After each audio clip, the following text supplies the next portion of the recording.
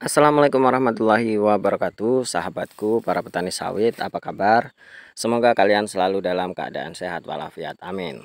Teman-teman, pada video kali ini saya akan sharing tentang sesuatu hal yang bisa memompa semangat kita. Nah, sharing apa itu teman-teman? Saya akan ambil tema, apakah dengan berkebun kelapa sawit itu kita bisa kaya? Langsung to the point saja ya, kita bisa kaya dengan berkebun kelapa sawit. Nah, tentunya teman-teman, seperti biasa, saya disclaimer, apa yang saya sampaikan di sini hanyalah merupakan pengalaman pribadi saya yang saya sharingkan kepada teman-teman yang sudah saya alami, sudah saya geluti dan sudah saya alami.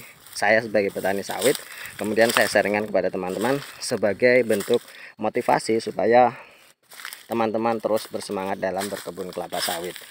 Jadi, teman-teman, kembali ke tema, apakah kita bisa kaya dengan berkebun kelapa sawit?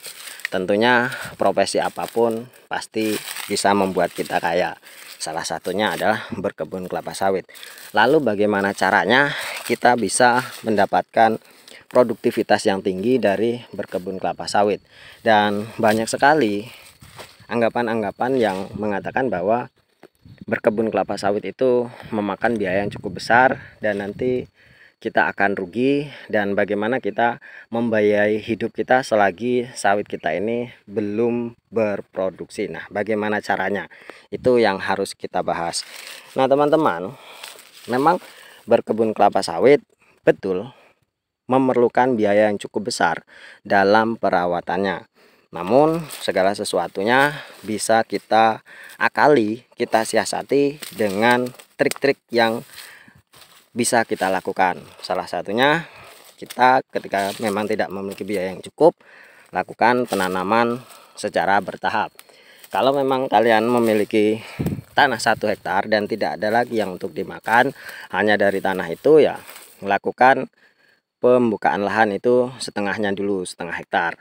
Nah, yang perlu diperhatikan, kita jangan melakukan penanaman di bawah naungan pohon yang lain, misalkan pohon karet.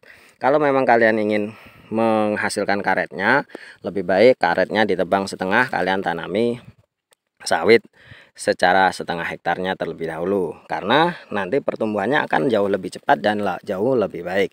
Yang kedua, lakukanlah penyemaian benih sendiri. Belilah benih yang memang benar-benar berkualitas, jangan ambil benih-benih yang memang hanya ngambil secara mariles. Lebih baik kalian beli benih yang memang inden dengan balai-balai benih yang memang sudah terjamin kualitasnya. Nah, itu kalian semai sendiri biar untuk menghemat biaya. Selagi kalian menyemai benih itu, kalian masih bisa memanfaatkan lahan yang akan dibuka. Itu teman-teman. Dengan menanam yang sedikit tentunya kita ya akan memerlukan biaya yang cukup sedikit. Selanjutnya teman-teman, lakukan perawatan yang baik, lakukan pemupukan secara rutin meskipun itu sedikit demi sedikit, seperti yang sudah saya sharingkan di video-video yang lain, bahwa memupuk itu tidak perlu dengan dosis yang tepat atau tidak perlu dosis yang tinggi. Yang penting kita melakukannya secara rutin setiap bulan, karena memang sawit ini membutuhkan asupan nutrisi setiap harinya atau setiap bulannya. Jadi kita harus tetap terus mencukupinya setiap bulannya. Jangan kita lalai, kita hanya memupuk 3 bulan sekali, 4 bulan sekali, bahkan 1 tahun sekali, dan itu tentu akan sangat berpengaruh terhadap pertumbuhan dan perkembangan sawit kita. Yang kemudian selanjutnya, rawatlah sawit itu dengan cara yang benar. Bersihkan dari gulma-gulma dan jangan sampai terbungkus oleh gulma. Ya, seperti punya kebun saya ini, ya namanya juga kita berkebun teman-teman, gulma itu akan terus tumbuh meskipun kita terus membersihkannya. Namun dengan pertumbuhan sawit yang semakin besar, maka gulmanya itu semakin lama juga akan semakin kalah dengan pertumbuhan sawit. Itu yang pasti terjadi. Jadi memang awalnya berat, seperti saya ini 1 bulan sekali tebas, 1 bulan sekali semprot, ya kan, seperti itu kira-kira, atau 2 bulan sekali semprot, 1 bulan sekali tebas, dan harus selalu dilakukan seperti itu supaya memang pertumbuhan gulmanya ini tidak melebihi dari sawitnya, dan yang akan kita hasilkan ya tentunya sawit kita akan berkembang lebih cepat, dan tentunya semakin lama kita membersihkan gulmanya itu semakin ringan. Mungkin bisa 2 bulan sekali, 3 bulan sekali, atau bahkan setengah tahun sekali. Nanti kalau memang sawitnya sudah besar bisa jadi 1 tahun sekali, dan itu harus terus dilakukan. Kemudian kita harus melakukan perawatan pembersihan sanitasi yang benar, kastrasi yang benar, terus kemudian kita memang benar-benar melakukan pruning yang benar, dan tentunya sampai kapan kita harus melakukan perawatan yang memang memakan tenaga dan biaya, tentunya itu sampai umur 3 tahun. Dan nomor 3 tahun sampai umur 5 tahun tentunya kita sudah bisa mengambil dari hasil panennya, namun itu tidak mencukupi untuk pembiayaan perawatan.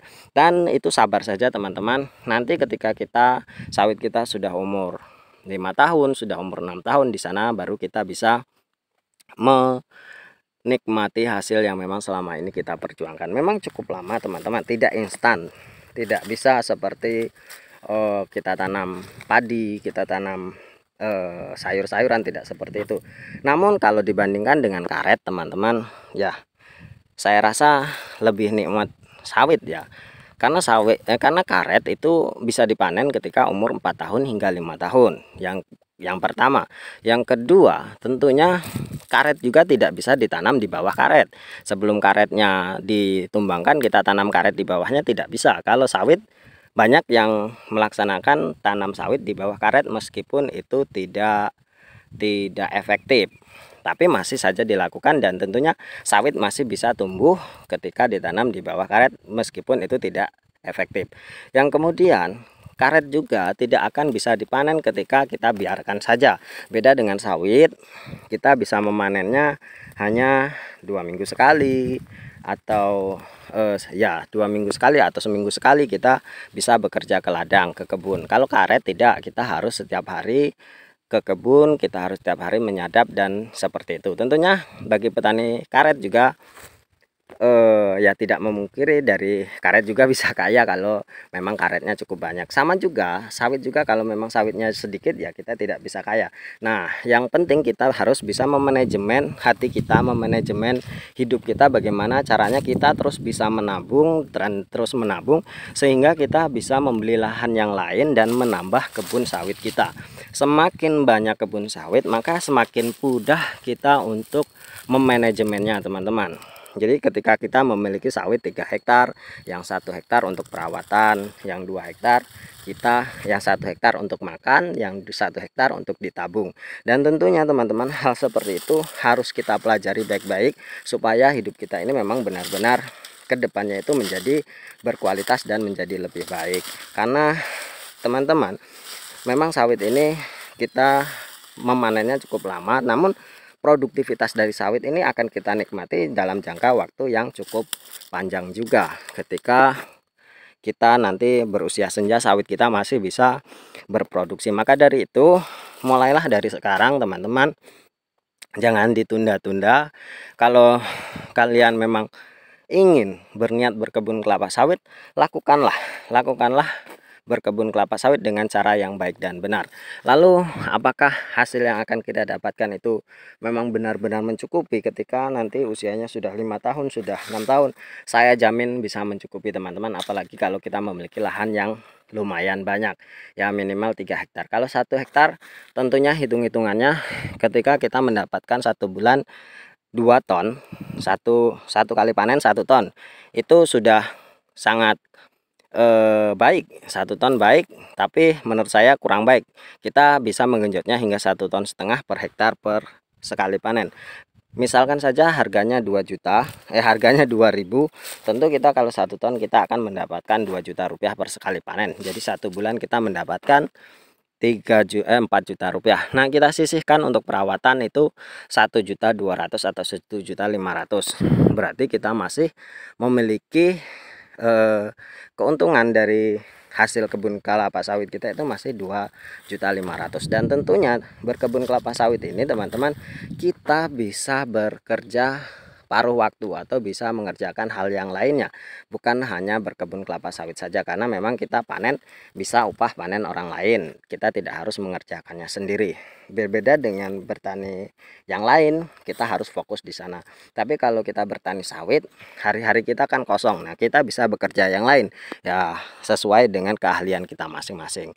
Maka dari itu teman-teman, tetap semangat, tetap berjuang, dan insya Allah nanti kita akan mendapatkan hasil yang memang sesuai dengan apa yang kita kerjakan. Dan intinya, proses tidak akan hasil tidak akan mengkhianati proses yang sudah kita lakukan. Maka dari itu tetap semangat, ya, pantang menyerah, dan semoga berjaya sebagai petani sawit. Terima kasih. Wassalamualaikum warahmatullahi wabarakatuh.